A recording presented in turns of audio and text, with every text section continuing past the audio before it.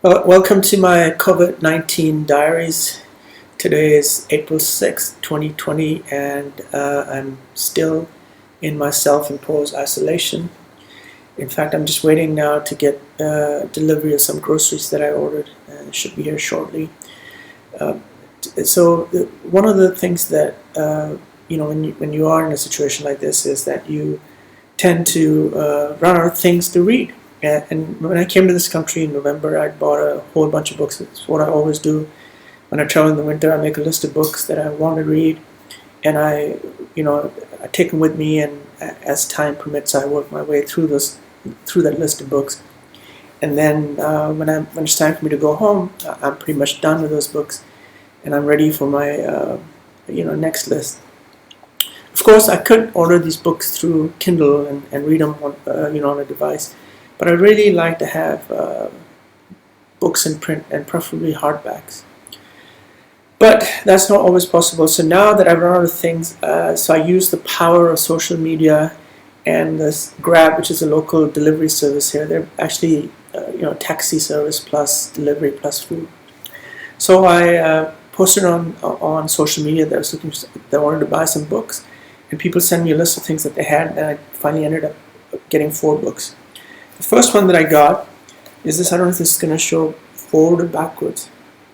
This is Tim Page. It's a memoir of his time in Vietnam during the Vietnam War, and it looks like this thing has been through some water.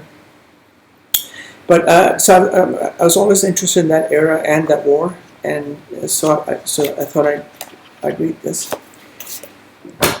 And here I have to make a confession that I've been a reader all my life, but for some reason I have never before this point ever read a full Murakami novel.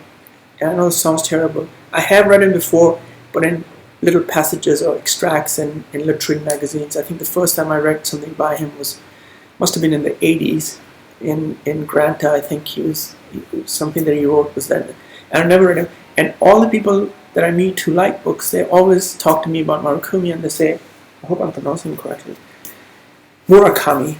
And they always say, well, have you read Murakami? And I have to confess shamefacedly that no, I haven't read Murakami.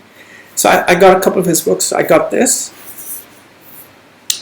The Wind-Up Bird Chronicle, and it's in translation, obviously, and it looks fantastic. It's about 500 pages. This should keep me going for a while. Let's see. I always like to read the first line. When the phone rang, I was in the kitchen. That's a pretty decent opening line.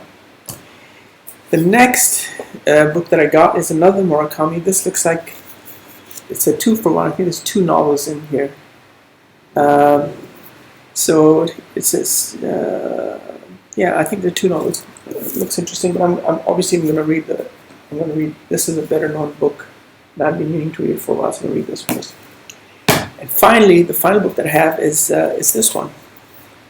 This is Exit West by Mohsen Hamid. And I remember reading his first book that came out. I think it was called The Moth Smoke or something of the sort. It was very good. So I've been meaning to read this. I got this. So that should keep me busy for a while. And right, so you keep yourself mentally fit and occupied by doing reading books, following the news, writing, but you've also got to take care of the body. And how do you do that when you're in a 50 square meter apartment? Well, I've kind of figured out a way that I've actually run about 4 miles inside without leaving this apartment. I'm going to show you how I do that. It's a little funny.